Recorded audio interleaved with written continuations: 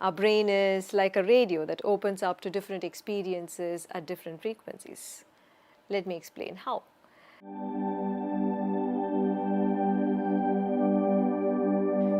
Human beings are delicate creatures who easily go off balance. One disappointment and you can get lost in your mood swings for days together. One threat looming on the horizon and you get stuck in fear. One failure or a lost opportunity and you can stay in regret and shame for years. In the past few weeks of the seclusion, so many people have moved into dangerous levels of emotional insecurity and a few of them into anger. Why are we so fragile? The reason lies hidden in the folds of the grey matter of our brain.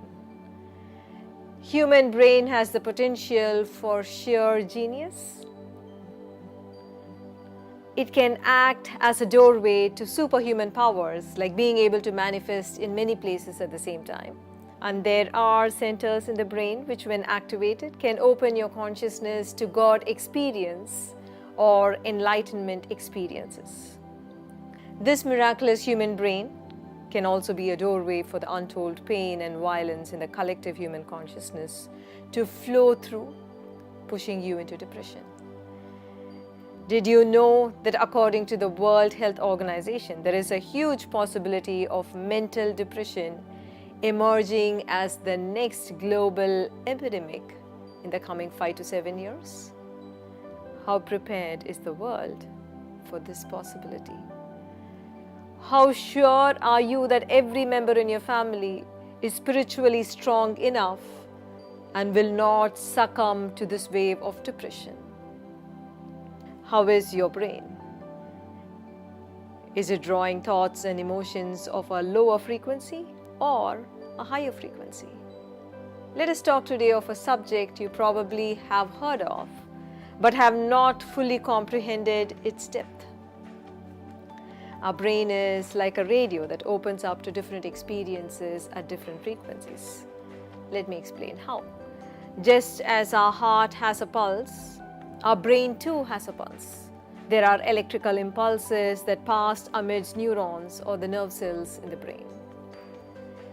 They are measured in terms of cycles per second.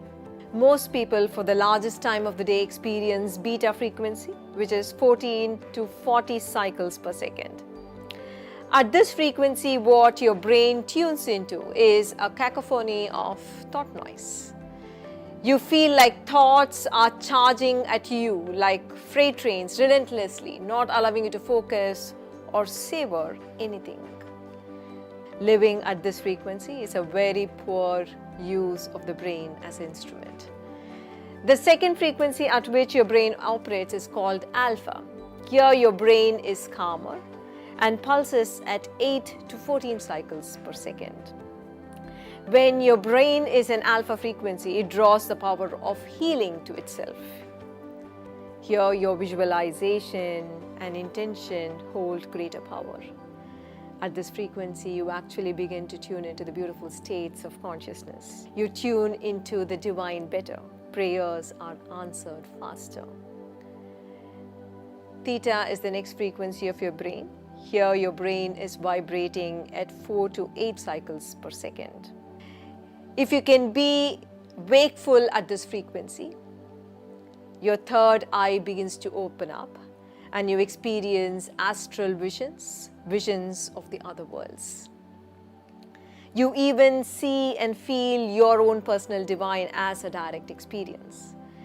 You open up to a deep state of trance.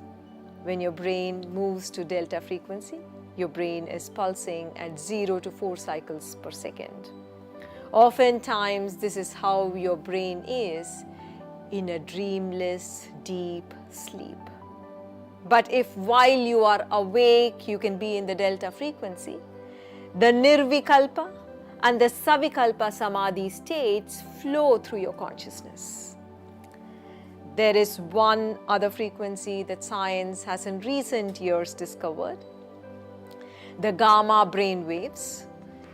In gamma, your brain is pulsing at 40 to 100 cycles per second.